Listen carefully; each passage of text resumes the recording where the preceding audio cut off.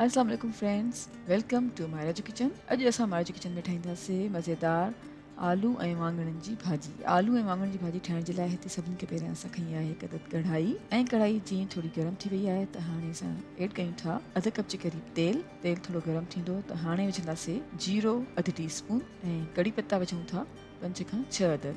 चङी तरह सां मिलाईंदासीं ऐं चङी तरह सां मिक्स करे असां थोरी देरि जे लाइ पचाईंदासीं, तक़रीबन 5 खां 6 सेकेंड जे लाइ पचाए छॾींदासीं।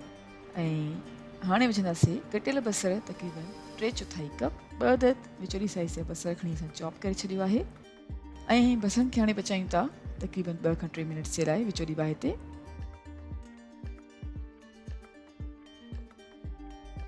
बसरनि खे 2 खां 3 मिनट जे लाइ विचोली बाहि ते पचाए छॾियो आहे। हाणे विझूं था कटियल आलू 250 ग्राम ऐं लूणु विझूं था 1 टीस्पून। तव्हां पंहिंजे टेस्ट जे मुताबिक़ विझी सघो था जेतिरो तव्हांखे पसंदि आहे। चङी तरह सां मिक्स कयूं था ऐं मिक्स करे हाणे असां पचाईंदासीं मज़ीद 3 खां 4 मिनट जे लाइ विचोली बाहि ते। जी फ्रेंड्स, असां आलूनि खे 3 खां 4 मिनट जे लाइ विचोली बाहि ते पचाए छॾियो आहे। हाणे ढक ॾेई करे पचाईंदासीं 4 खां 5 मिनट जे लाइ विचोली बाहि ते।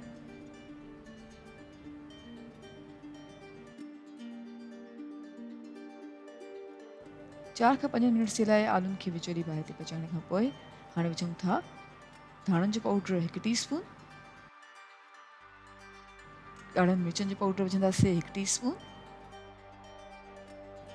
हेड विझंदासीं अधु टीस्पून ऐं कसूरी मेथी जा पत्ता आहिनि अधु टीस्पून। असां थोरो हथनि जी मदद सां भुरे छॾियो आहे ऐं क्रश थियल कसूरी मेथी जा पत्ता था विझूं। चङी तरह सां मिक्स कंदासीं ऐं हाणे मिक्स करे पचाईंदासीं 1 खां 2 मिनट जे लाइ विचोली बाहि ते।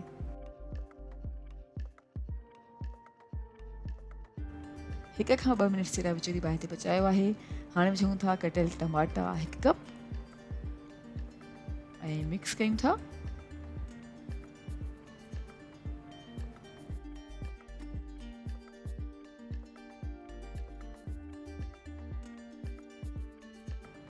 ऐं मिक्स करे ढक ॾींदासीं ऐं ढक ॾेई करे तक़रीबन 5 मिनट जे लाइ हल्की बाहि ते पचाईंदासीं।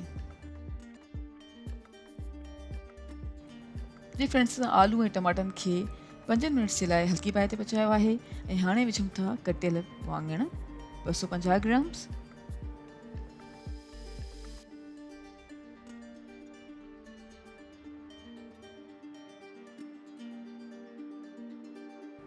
ऐं चङी तरह सां मिक्स करे छॾियो आहे।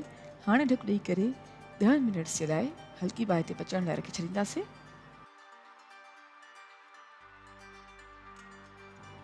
जी फ्रेंड्स, हल्की बाहि ते 10 मिनट्स ताईं आलू ऐं वाङण खे पचाइण खां पोइ असांजे आलू ऐं वाङण जी रेसिपी बिल्कुलु तयारु आहे। असां ढक हटाए करे चङी तरह सां मिक्स कयूं था